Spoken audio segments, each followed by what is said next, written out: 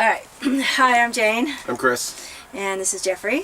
And another update on the GMC. Where we last left off was we were trying to get the GMC started. And did we get it started? No. No, we didn't. So, so now we have a dead GMC here in the RV storage space.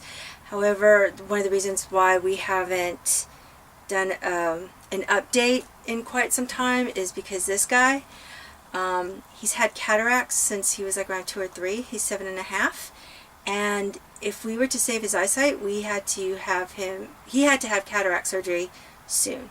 Otherwise, I guess that cataracts get hard or something, and he wouldn't have been able to have had surgery. So if we were to save his eyesight, we needed to do that. And 3 weeks out, and his first 2 weeks were pretty intense as far as, you know, eye drops, needing eye drops. He was like on 6 or 7 prescription of eye drops, needed eye drops every 2 hours, and then he was also on antibiotics and prednisone. And so right now our priority was keeping this one, you know, up and going. So we did. Now Chris did come back after that day when we tried to get it started. He did try to get it started. I'll let him talk to you about that. And then even though he still couldn't get it started, well, there's this whole thing about trying to get it transported, and I think at this point Chris takes over. So came back the following day to try and start the vehicle.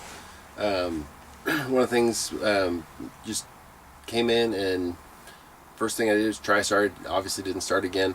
Decided I was going to charge the batteries by hooking up the interior compartment battery to the generator. Oh, that was something real quick.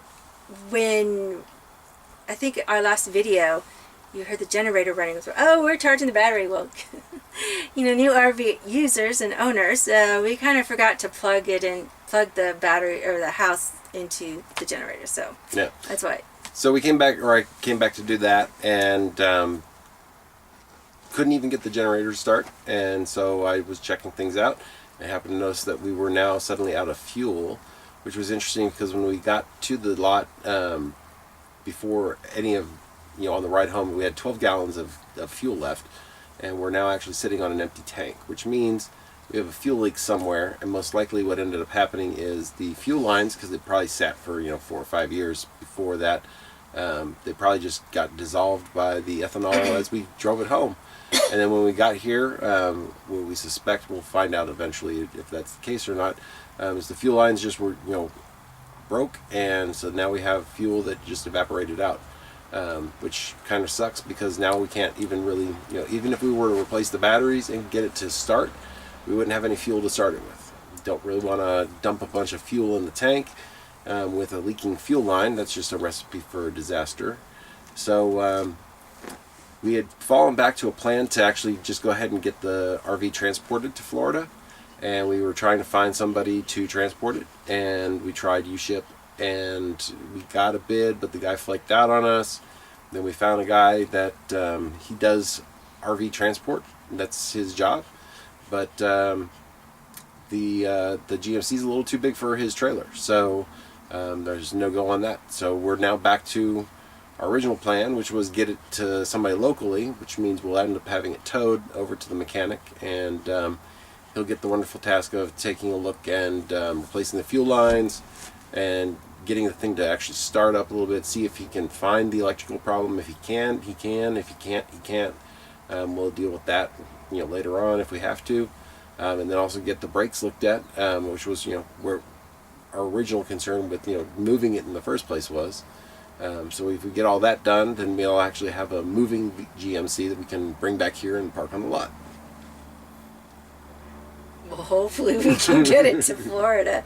We're looking to get it to the GMC co-op, and so that Jim Bounds over there can get the mechanicals going, redo the interior. We were here this afternoon taking some measurements, talking about floor plans,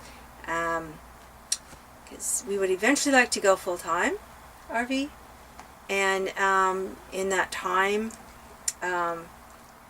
while this is getting fixed up, we have, since we do have an S&B, a stick and brick house that, will, in a life around that, we need to take some time to transition our life into a mobile life, right? So, updates will come as we have them. This is, they might be spread out. We won't be able to have updates, every day, or maybe not even every week. So subscribe if you want updates on, how we get the GMC going and started. That's how you get notifications of a new and an update video. Where I was going with that was, we have the house, our house needs to be repaired, and we're looking to eventually having it rented out and leased out while we're on the road. So we've got a lot of things we got to do before we can go full time, other than just trying to get the GMC to just. I mean, we could full time in the GMC now. We're just stuck here and can't really go anywhere. We just can't go anywhere. So, but yeah, so there, our updates and our adventures, I guess, with the GMC are kind of, and they'll be few, they'll be sporadic. What's the word I'm looking for? Spaced out as far as our updates go. Chris said this week, coming up week, this is the week after Thanksgiving, he's going to try and get this towed. So when that happens, we'll document that and post it when we can, and then update you guys with what it is. One thing I'm hoping is that what we learn with the GMC here can also help other GMC owners. This is a 40-year-old motorhome. Beast. It's a beast. It still feels really solid. It's just because it is 40 years old. We were having issues getting it going. Yeah. Although to be expected, though. Yeah. Although from what we've heard from some new RV owners and the decline of RVs within the last 10 years, it's kind of like we're going through the same thing. We can't use our RV for the first year, but at least we didn't pay $150,000 for it. Very true. So if you research on that, you'll know what we mean. So anyway, that's just it.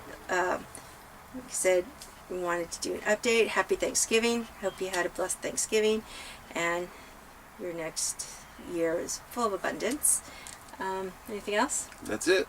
Yeah, Jeffrey says, see you next time.